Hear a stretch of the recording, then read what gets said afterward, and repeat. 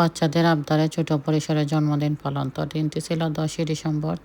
সকালে বাচ্চাদের জন্য ব্রেড পিৎজা বানালাম এবং দুপুরে বানালাম মাটন বিরিয়ানি এবং মাটন বিরিয়ানি রান্না করলাম। যেহেতু সন্ধ্যাবেলারা চিন্তা করছে বাইরে যাবে, বাচ্চাদের উদ্দেশ্যেই জন্মদিনটা পালন। আসলে এখন আর জন্মদিন পালন করতে ইচ্ছা হয় না। দুপুরে রান্না করে আমি চলে গিয়েছিলাম ক্লাসে, ঠিকমতো খাওয়া দাওয়া করিনি। তারপরও রান্না করে চলে গিয়েছিলাম ক্লাসে এবং ক্লাস থেকে আসার পর একটু রেস্ট নিয়ে রেডি হয়ে তারপর আমরা চলে যাই মলে। কাউকে তেমন বলিনি, দু আন্টিকে বলেছিলাম। তো অ্যাকচুয়ালি একজন আসছে আর একজন আসেনি, উনি একটা বার্থডে পার্টিতে চলে গিয়েছিলেন, ওনার নিমন্ত্রণ ছিল। তারপর আমরা চলে আসলাম একটা মলে এবং এই মলটা আমাদের বাসার পাশেই। এটা আসলে আমাদের বাসা বাড়ির মতো, যখনই সময় পাই সেখানে চলে যাই, কাছেই খুব।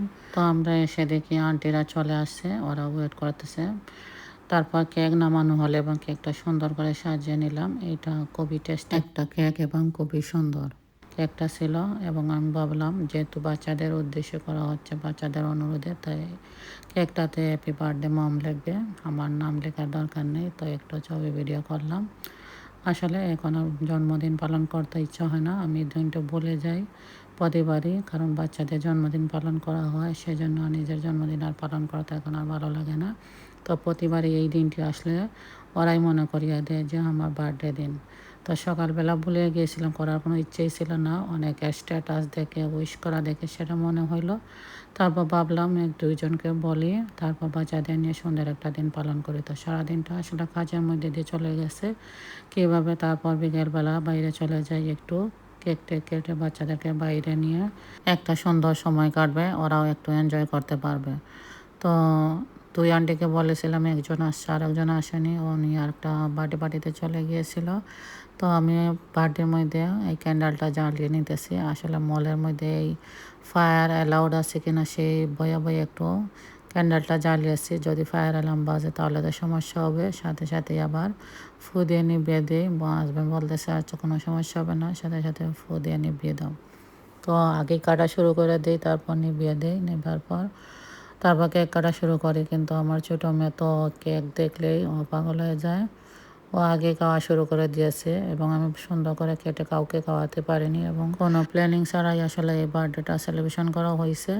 তারপর কেকটাও রেডিমেড নেওয়া হয়েছে, তারপর নাম লেখায় আমরা ওই কেকটা নিয়ে চলে গিয়েছিলাম, কিছুই নেইনি সাথে। তারপর একটা চামচ পর্যন্ত নিয়ে যাইনি। আর ছোটো মেয়ে কেক দেখে আসলে পাগল হয়ে যাচ্ছে।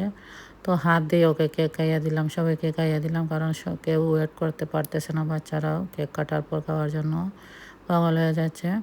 তো সেজন্য হাত দিয়ে দিলাম, কেউ আপনারা কিছু মনে করবেন না। আর আমার মতে চামচের চেয়ে হাত দিয়ে ভালো, কারণ একই চামচ দিয়ে বারবার সবাইকে খাওয়ানোর পর সেটা আসলে ঠিক না, একজনের মুখেটা আরেকজনের কাছে চলে যাবে। তো হাত দিয়ে খাইয়ে দিলাম। তারপর সবাইকে খাওয়ানোর পর আমরা একটু বসে ছবি টবি করলাম, ভিডিও করলাম। তো একটা সুন্দর সময় কাটছে। আর বাচ্চাদের এখন স্কুল বন্ধ হয়ে গেছে, উইন্টার ভ্যাকেশন শুরু হয়ে গেছে, কিন্তু আসলে ঠান্ডার কারণে বাইরে যেতে পারিনি। এই দুবাই ঠান্ডায় সহ্য করতে পারি না, কিছুদিন পর পর ঠান্ডা সর্দি কাশি লেগেই যায়।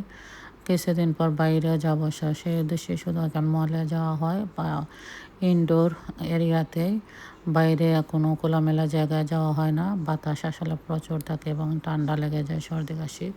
তো একটু আমরা এদিকে ছবি ভিডিও করলাম আর এদিকে একটু খাবার অর্ডার করা হয়, যে যার পছন্দ মতো খাবার অর্ডার করে নিয়েছে। তো এটাই ছিল আমার বাচ্চাদের অনুরোধে ছোট পরিসরে জন্মদিন পালন। এখন আসলে আর বাচ্চাদের মতো জন্মদিন পালন করতে ইচ্ছা হয় না। তো খুব সুন্দর একটা সময় কাটছে এবং আঁকি আন্টিকে মিস করেছি, উনি থাকলে আরও ভালো লাগতো।